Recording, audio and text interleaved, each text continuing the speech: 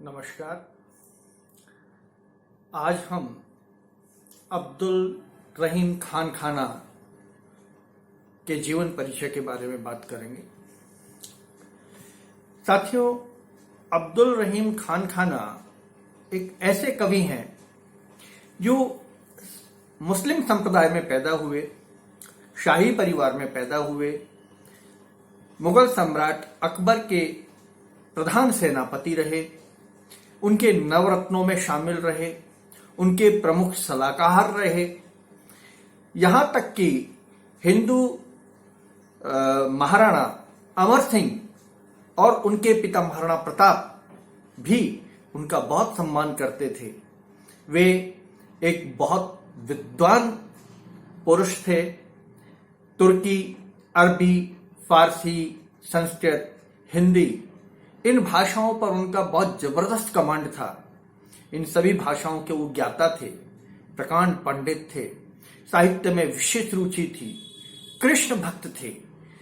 न जाने कितनी खूबियां थी और सबसे बड़ी खूबी वो बहुत बड़े परोपकारी और दानी थे। आज हम उन्हीं अब्दुल रहीम खान खाना की बात कर रहे हैं।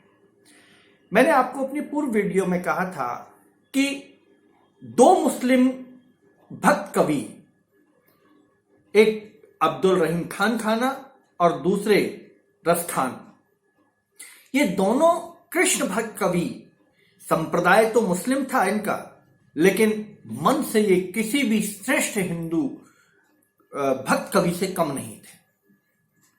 अब्दुल रहीम खान खाना के पिता बैराम खां अकबर के एक तरीके से पालन पोषण करने वाले पिता थे। उनके अकबर के संरक्षक थे। जब अकबर के पिता हुमायूं का देहांत हो गया तो बैराम खां के संरक्षण में ही अकबर ने शस्त्र विद्या सीखी थी, शासन करना सीखा था। और 13 वर्ष की उम्र में जब अकबर को 1613 में बादशाह की गद्दी पर बिठाया गया, तब से लेकर और 1662 तक बैराम खां जो है अकबर के संरक्षक रहे। इस दौरान खान खाना का जन्म हो गया था गुरुवार माघ शुक्ल दशमी के दिन संवत 1613 में। ये वो समय है जब अकबर बादशाह जो है बने थे, गद्दी पर बैठे थे। उसी समय रहीम का जन्म हुआ था। इनका जन्म स्थान लाहौर था और इनके पिता लाहौर के मनसबदार थे और वहां से ये धीरे धीरे अकबर के संरक्षक नियुक्त हुए, अकबर के बहुत नजदीक आए। लेकिन एक कोई कारण रहा होगा कि अकबर इनसे रुष्ट हो गए और सजा के तौर पर अकबर ने इन्हें हज करने भेज दिया और रास्ते में इनके एक शत्रु ने इनकी हत्या कर दी। इनकी मृत्यु के बाद, यानी रहीम के पिता बैराम खां की मृत्यु के बाद, उनकी पत्नी सलीमा बेगम और बालक रहीम अकबर के संरक्षण में आ गए। अकबर ने सलीमा बेगम से निकाह कर लिया और रहीम पुत्रवत अकबर के यहां पलने लगा। अब धीरे धीरे अकबर की रहीम की कुशाग्र बुद्धि और उसकी तेजस्विता, सीखने की प्रवृत्ति, काव्य रचना की प्रवृत्ति ने अकबर को मोह लिया और अकबर उन्हें एक के बाद अच्छे अच्छे पद देते रहे। रहीम जो प्रकृति से एकदम सॉफ्ट कॉर्नर उनका था, हृदय बहुत निर्मल था और बहुत सॉफ्ट हृदय था, तो वो शुरू से ही दान आदि की प्रवृत्ति में लिप्त रहते थे। उनके पास जो भी आता था वो सब दान कर देते थे।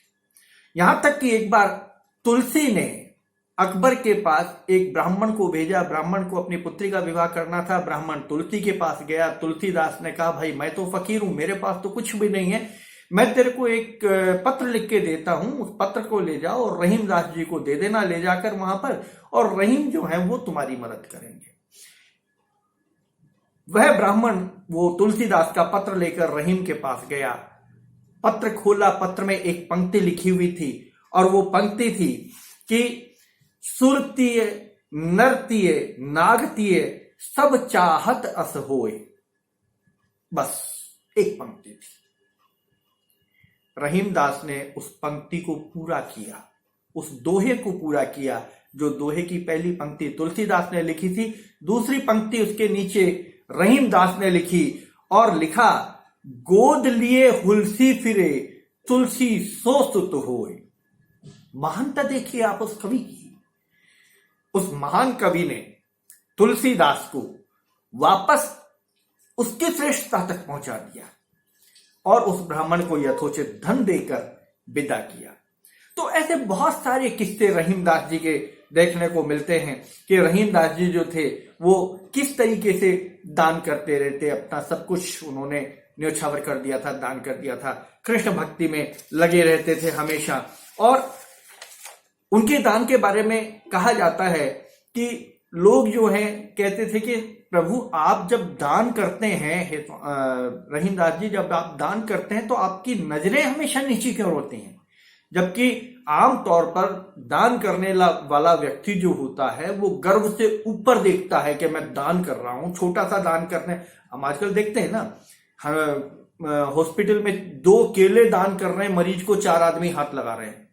लेकिन रहीमदास जी कहते थे कि देन हार कोई और है, देत जात दिन रैन, ना लोग भ्रम मोपे करें ताते नीचे ने।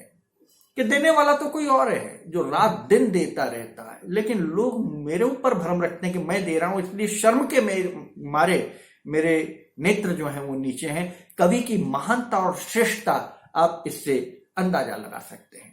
रहीमदास जी, जैसा कि मैंने आपको पहले कहा, बहुत सारी भाषाओं के ज्ञाता थे, विद्वान थे, जानकार थे, निष्णात थे। लेकिन हिंदी, ब्रज और अवधी में उन्होंने अपनी साहित्य रचना की। उन्होंने अरबी फारसी में भी लिखा, उन्होंने बहुत सारे अनुवाद भी किए, लेकिन प्रमुख रूप से जो उनका साहित्य रहा वो ब्रज भाषा और अवधी का साहित्य रहा, क्योंकि वे कृष्ण भक्त मूल रूप से थे और कृष्ण भक्ति के साहित्य वो लिखते थे। रहीमदास जी के काव्य में आपको भक्ति मिलेगी, नीति मिलेगी, रीति मिलेगी, यानी श्रृंगार के भी बहुत अच्छे उन्होंने दोहे लिखे हैं, नीति के भी बहुत अच्छे दोहे लिखे हैं, भक्ति तो वो कृष्ण की करते ही थे। ये सारा सब कुछ उनके साहित्य में आपको मिलता है। और मैं आपको आगे कुछ दोहे भी उनके पढ़कर सुनाऊंगा जो उनके विद्वता के और उनके ज्ञान के तथा उनकी सोच के प्रतीक हैं। रहीमदास जी ने बहुत सारे ग्रंथ लिखे, कुछ प्राप्त हैं, कुछ अप्राप्त हैं। जैसे उनमें से प्रमुख हैं बकात बाबरी। बकात बाबरी जो है वो तुर्की में लिखा हुआ बाबर का चरित्र है, जिसे इन्होंने फारसी में अनुवाद किया था। दूसरा है दीवाने फारसी। दीवाने फारसी भी तुर्की में लिखा हुआ था, इसका इन्होंने फारसी में अनुवाद किया। फिर है खेत कौतुक जातक। उसके बाद बरवे नाई का भेद। बरवे नाई का भेद की भी एक बहुत सुंदर कहानी है कि एक सैनिक जो है वो छुट्टी पे गया था और उसका नया नया विवाह हुआ था। वो छुट्टी से वापस लौटकर जब आ रहा था तो पत्नी ने बहुत रुकने का आग्रह किया, वो नहीं रुका कि नहीं मेरी नौकरी चली जाएगी। तो पत्नी उसकी बड़ी विदुषी थी, उसने बिरवा लिख के और जो है वो अपने पति के हाथ रहीमदास जी के पास भेज दिया। रहीमदास जी ने उसको पढ़ा और उसे लंबी छुट्टी दी, साथ में उसकी पत्नी के लिए बहुत सारे गहने आभूषण दिए और उसी ही बरवे से इनके मन में एक ग्रंथ एक लिखने का, एक काव्य ग्रंथ लिखने का मन में भाव आया और उन्होंने बरवे नाई का भेद नामक रचना की रचना की। इसके बाद है मदनाष्टक, रास पंचाध्यायी और श्रृंगार सोरठा और रहीम सत्सई। रहीम सत्सई में इनके बहुत सारे दोहे संकलित हैं, अलग अलग तरीके के दोहे संकलित हैं। विशेष रूप से इनकी जो शैली थी वो दोहा शैली थी। दोहा शैली में ही रहीमदास जी ने अपने साहित्य का सृजन किया है।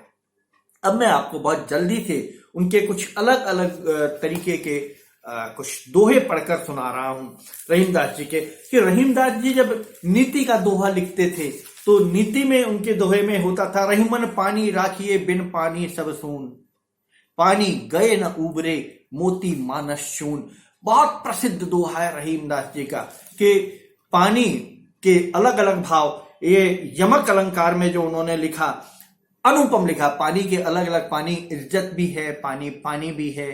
तो एक पानी जब चूने में जाता है, चून आटे में जाता है, एक पानी जो है मोती का होता है, एक पानी मनुष्य का होता है जो इज्जत के रूप में होता है।